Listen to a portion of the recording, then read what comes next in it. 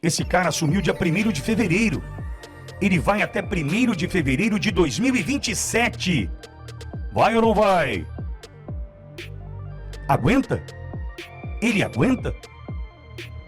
Ele aguenta mais quase 2 anos de mandato? Ele tem, veja, são 3 meses. Ele tem 21 meses pela frente. Aguenta? Se descobrirem que há o menor sinal de traição do ponto de vista do envolvimento do presidente da Câmara com as decisões que viriam ou virão do Supremo Tribunal Federal, ele resiste? 315 tira o cara. 315 podem tirar Hugo Motta da posição. Sejam bem-vindos, o meu nome é Bruno, deixe o seu like e inscreva-se no canal.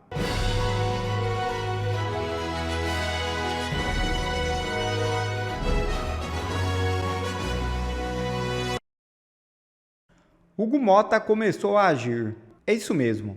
Hugo Motta, presidente da Câmara dos Deputados, iniciou articulações para avançar com um projeto de lei que propõe a redução das penas aplicadas aos envolvidos nos atos de 8 de janeiro.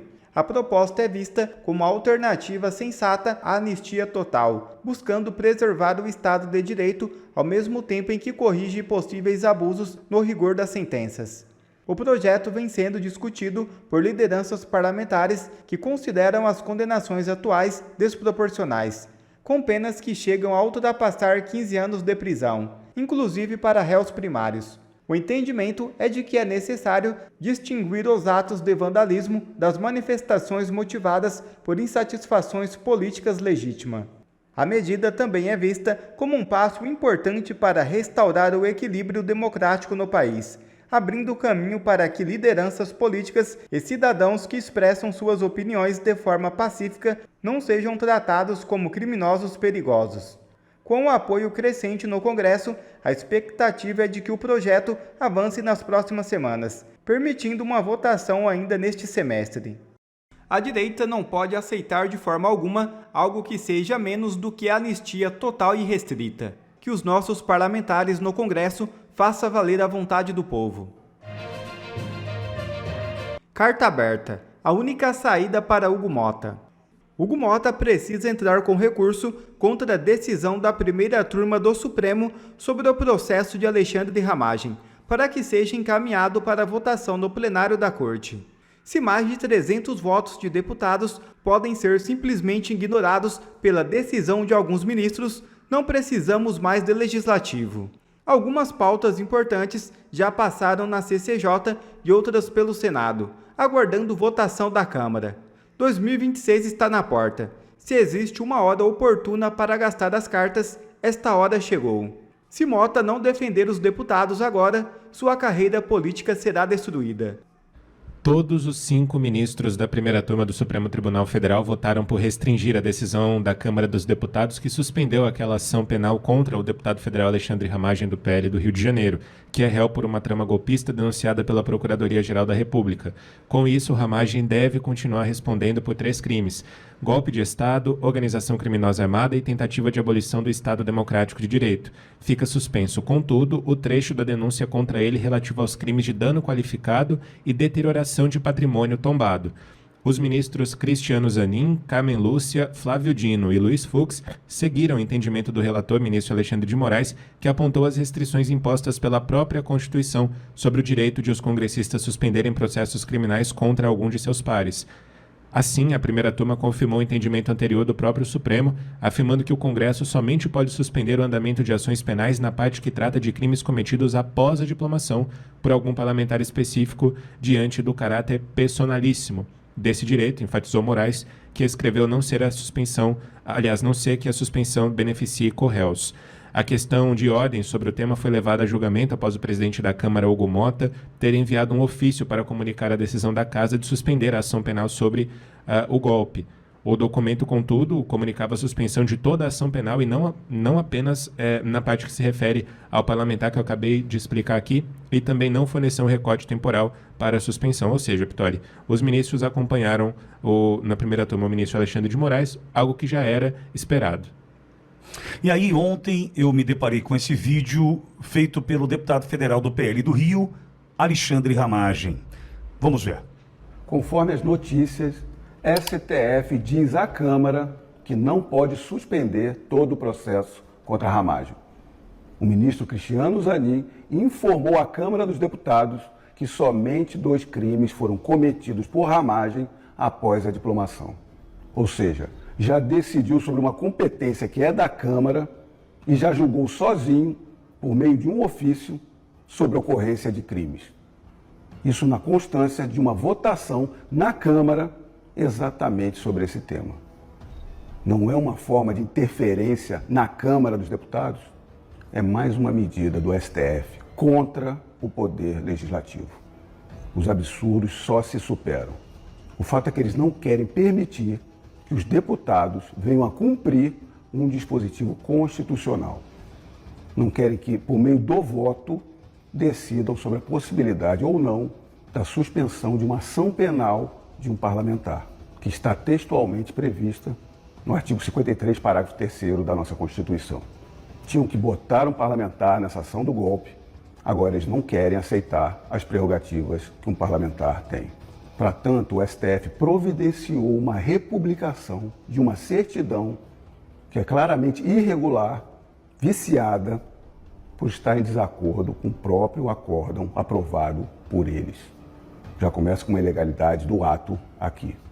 Não satisfeitos, por meio dessa nova comunicação à Câmara, vem junto uma decisão do presidente da primeira turma, ministro Cristiano Zanin, de forma antecipada, monocrática, sobre quais crimes serão ou não imputados. Ou seja, já decidiu, fatiou os crimes, sem qualquer julgamento, sem qualquer análise do colegiado, decidiu uma matéria fática, onde nem ao menos existe uma análise de controle de constitucionalidade sequer. A própria denúncia e a decisão do STF de recebimento da denúncia declaram repetidamente que, se há uma organização criminosa, que é um crime permanente, se prolonga no tempo, por definição, ela atuou continuamente até o 8 de janeiro, onde eu já estava diplomado deputado. Inclusive que é a mesma data do tal elo, indicado por eles mesmos, com a violência e grave ameaça do tal crime de golpe. O problema, a preocupação da Suprema Corte está aí. Não há como cindir ou separar esses crimes imputados da atuação até o 8 de janeiro, porque a própria PGR e a decisão de recebimento da primeira turma entenderam e declararam assim.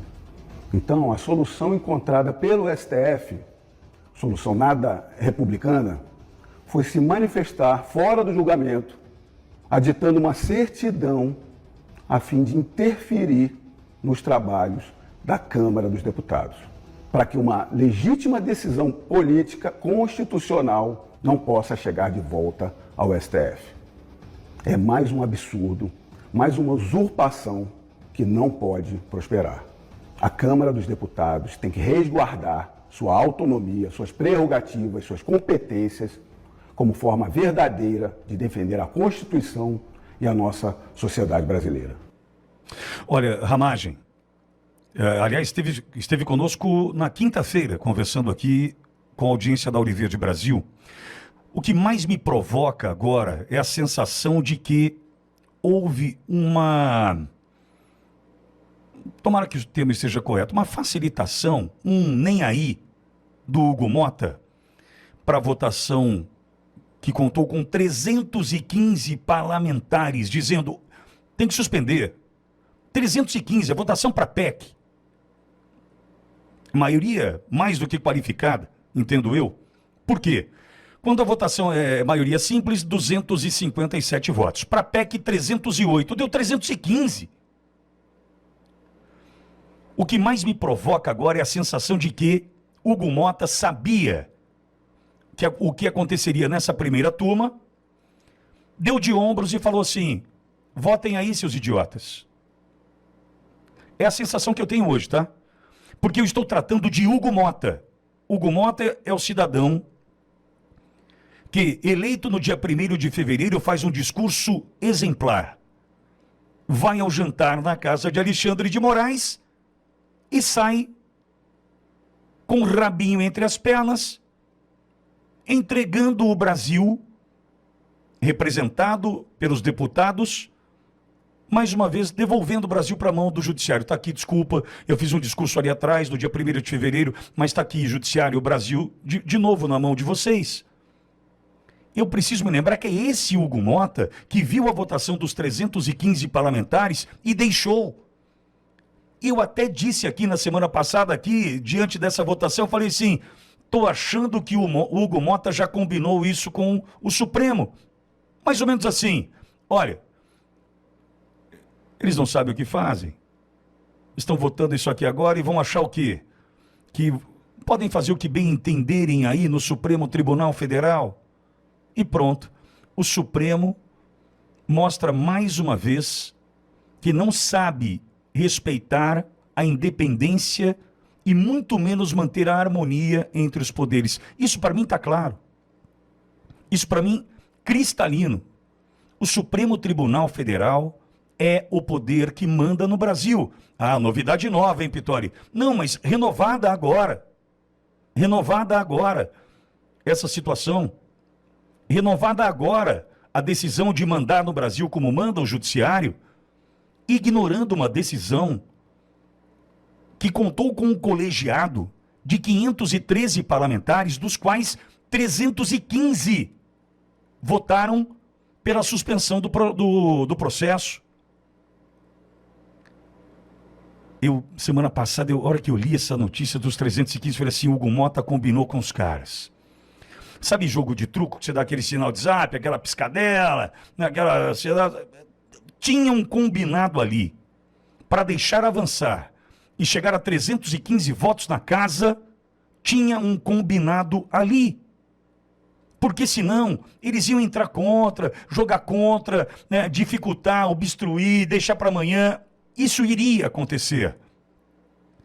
Só que 315 votos, 143 contrários e 4 abstenções.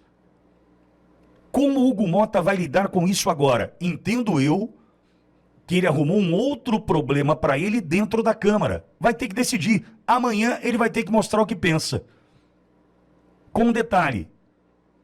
Isso é uma conclusão que eu tiro. Essa é a minha opinião que eu ainda posso ter. Com todas as circunstâncias, todas as situações colocadas à mesa, eu ainda posso ter opinião. Do mesmo jeito que Rodrigo Pacheco fez o que fez com o Brasil e não pautou pedidos de impeachment de ministros do Supremo, protegido estava pelo Supremo Tribunal Federal a ponto de merecer um jantar em homenagem, o mesmo jantar onde Hugo Mota sai com o rabo no meio das pernas. Eu tenho a mesma sensação de que hoje, com essa sensação de que manda no Brasil, o judiciário fala assim, ô Hugo Mota, vem com a gente, entra aqui atrás, a gente te protege, fique tranquilo, mas ó, 315 vão votar, você vai dar nada, a primeira turma derruba isso aí em um dia. Tá, e aí? Esse cara assumiu dia 1º de fevereiro, ele vai até 1º de fevereiro de 2027, vai ou não vai? Aguenta? Ele aguenta? Ele aguenta mais quase 2 anos de mandato? Ele tem, veja, são 3 meses.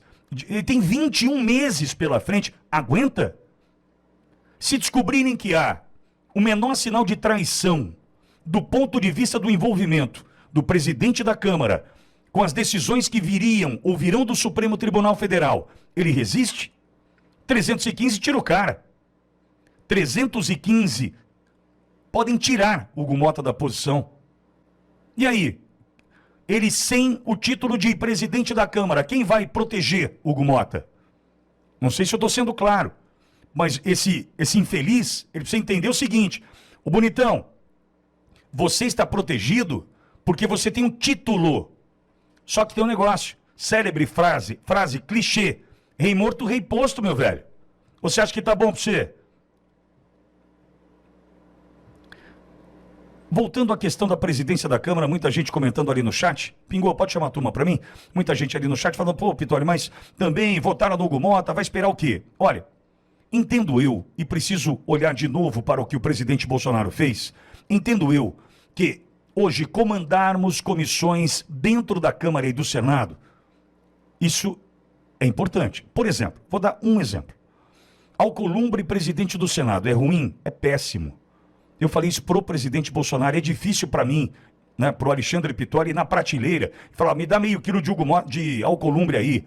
Pô, não dá, não é bom.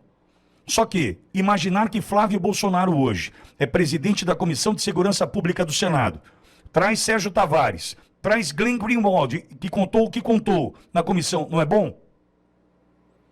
Nós teríamos Alcolumbre presidente, teríamos Hugo Mota presidente sem comissões. Então veja, a gente precisa encontrar o lado cheio do copo, é este. As comissões estão aí. Nós não teríamos as comissões e não teríamos a votação do PL da anistia, enfim. Então a gente precisa respeitar a decisão do presidente Bolsonaro e enxergar o copo meio cheio. Agora, meio cheio do quê, né? De veneno? Se hipocrisia fosse crime no nosso Brasil, os ministros do STF também estariam presos. Um dos grandes problemas que o Congresso e o STF estão enfrentando, né, esse conflito entre os dois poderes, é porque o STF quer mais transparência nas emendas parlamentares. E eu concordo plenamente. Eu acredito que todas as emendas parlamentares, todo o dinheiro público deve ser 100% transparente. Para onde foi, a mando de quem indicou, através de quais ministérios. Isso está dando uma briga muito grande, porque o STF insiste em ficar suspendendo, né, algumas emendas de alguns parlamentares, e muitos parlamentares vivem por causa das emendas.